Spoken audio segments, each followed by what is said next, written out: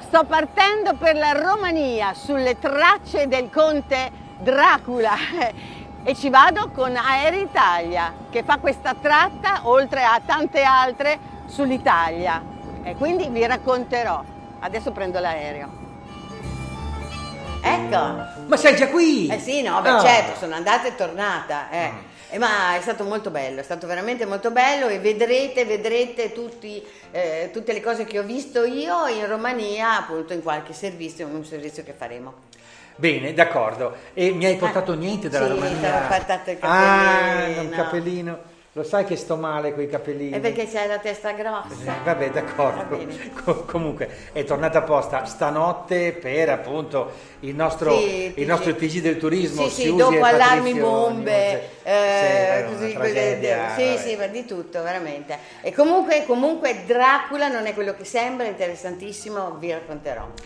Ecco, la prima notizia è che oggi sarebbe venerdì 17. È vero. Perché tutti dicono che porta sfortuna? Sì. E mi sono informato. Allora, il problema è che la smorfia napoletana associa il 17 alla sfortuna e poi il venerdì è il giorno in cui è stato appunto ucciso Gesù. Sì, però per esempio in Romania è il 13. Ma beh, davvero? Sì, che per noi è fortunato, invece per loro è sfortunato. Fanno tutto un conto delle date e dicono che se una data da 13 va malissimo. Credo che quest'anno sia così. Vabbè, comunque allora mi tengo il cappellino così venerdì 17 è scaramantico. Vai. Bene, torniamo a noi. Sì, no, torniamo a noi con sottolineo la notizia della web serie I luoghi UNESCO del Veneto, che è online su Italia Slow Tour, sia in italiano che in inglese. Ecco. Insomma, è una nostra selezione dei luoghi UNESCO. Sì, ma del di Veneto. Che cosa c'è nei luoghi UNESCO? Oh, ci sono le ville, i luoghi palladiani, Ville Angarano, Bianchi Michiel, Teatro Olimpico di Vicenza, il Ponte di Bassano, le colline del Prosecco di Conegliano Valdobbiadene. Le Dolomiti, Veneto. La riserva Mobiusfera del Monte Grappa, a proposito l'orto botanico. di Veneto, segnaliamo l'edizione del 2024 della guida Conegliano Valdobbiadene. È dedicata alla strada del vino più antica d'Italia, ovviamente anche in inglese. La trovate presso gli uffici turistici e gli aeroporti di Treviso e di Venezia, anche online. Dunque, rimaniamo più o meno da queste parti. Una collina di libri dal 10 giugno a Castello di San Salvatore a Susegana. È una rassegna letteraria organizzata dall'Associazione per il Patrimonio delle Colline del Prosecco di Conegliano e Valdobbiadene e poi patrocinata ovviamente dalla Regione Veneto. Scusa, ma parliamo sempre di vino. No, vabbè, qui non si parla di vino, è una rassegna letteraria, ecco, eventi, appunto. scrittori, giornalisti, ma no, il contesto è quello, va bene. Me lo tolgo, se no mi sento un po' a disagio. Allora, no, il contesto è meraviglioso, il territorio è quello del patrimonio dell'umanità, ma ci sono scrittori, giornalisti, eventi, per esempio il 10 giugno Daniel Mendelssohn è uno studioso traduttore, eccetera, eccetera, presenta il suo ultimo saggio Estasi e terrore. Comunque i dettagli sui social di Una collina di libri. Anche lui aveva letto Dracula allora. Ah, certo. Allora, a Pistoia dal 24 al 26 maggio torna il Festival di Antropologia del Contemporaneo, Dialoghi di Pistoia. Il tema di quest'anno è appunto Siamo ciò che mangiamo? Nutrire il corpo e la mente, in pratica il rapporto tra cibo, cultura e società. Però mai che mi abbiano chiamato a questo festival neanche a te. E pensa che io sull'uomo è ciò che mangia, chi l'ha scritto, Feuerbach, ci ho fatto addirittura uno spettacolo. Vabbè, sarà per un'altra volta. Comunque, nello stesso weekend, il 25-26 maggio, segnaliamo anche un evento a Verona, Giardini Aperti, e durante il quale si ha l'opportunità di visitare giardini privati, spazi verdi e aree botaniche normalmente non accessibili. Anche a Bologna c'è di verde in verde. Sì, certo, è uguale. Anche qui il pubblico ha la possibilità di entrare in cortili che normalmente sono chiusi, io ci vado, è a cura della Fondazione Innovazione Urbana Rusconi Ghigi.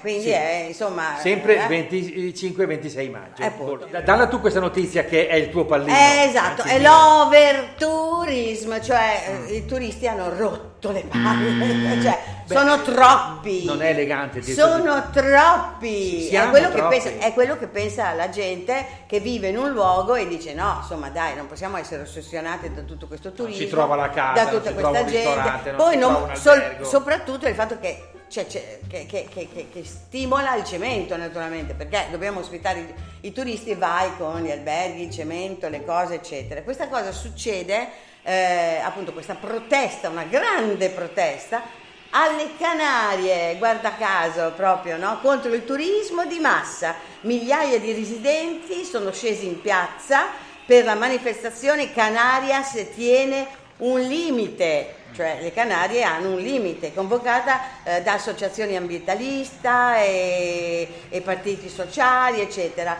Solo a Tenerife hanno manifestato in 15.000 per chiedere meno cemento. Insomma, il concetto dell'overtourism è veramente una cosa che si sta manifestando ovunque. La gente sta protestando. A questo proposito, io ho letto sul giornale, non ho assistito a un caso di una signora con un bambino che su un vaporetto a Venezia ha dato di fuori praticamente, ha cominciato a menare i turisti e a dire basta, non ne posso più, e insomma, poverina, ha avuto proprio sostanzialmente uno sfogo, una crisi e uno sfogo. Beh, non sarà stata una che aveva un ristorante, però, o una che aveva certo. un baracchino dove vende i souvenir. Sarà stata una che andava a fare la spesa o a lavorare normalmente a vivere normalmente a Venezia. Poi ci sono altre notizie sempre sul tema.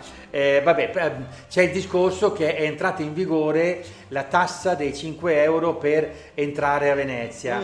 Ecco, prima di tirare delle conclusioni, vediamo ancora qualche giorno di sperimentazione, però diteci, scriveteci cosa ne pensate e se avete anche qualche testimonianza. Poi c'è questa proposta fondamentale di Reinhold Messner che dice di applicare, come già succede a Venezia, un ticket d'ingresso anche per i passi dolomitici, allora, per proteggere le più belle montagne del mondo, dice lui. Allora, io l'ho sempre detto, digli che non l'ho detto, per evitare l'overtourism, avere comunque il turismo di qualità che noi in Italia meritiamo, perché non abbiamo altra risorsa alla fine. Abbiamo il petrolio poco, abbiamo poco, cioè cosa abbiamo Poco. di importante che non ce l'ha nessuno? Questo Poco. patrimonio archeologico, storico, estetico, di bellezza, di cibo. Tanto, no? Tanto. Quindi questo è il nostro patrimonio. Allora cosa facciamo? Facciamo così, facciamo tutto bello, tutto pulito, tutto pulito! In Romania non c'è una cartaccia per terra, fate un po' voi, no? Ecco, pensiamo che cosa c'è da altre parti dell'Italia, lo sapete benissimo. Chiudiamo tutto, bombardiamo le schifezze, no? Usiamo le armi per bombardare le schifezze che ci sono sulle nostre coste, sui posti brutti, quelli che sono ancora lì, non si capisce ancora. e poi mettiamo il passaggio, la biglietteria al Brennero. Fammi dire questa cosa prima che il tempo... Sì? Allora, il nostro concorso letterario per stimolarvi a scrivere i resoconti di viaggio, a raccontare le vostre esperienze di viaggio.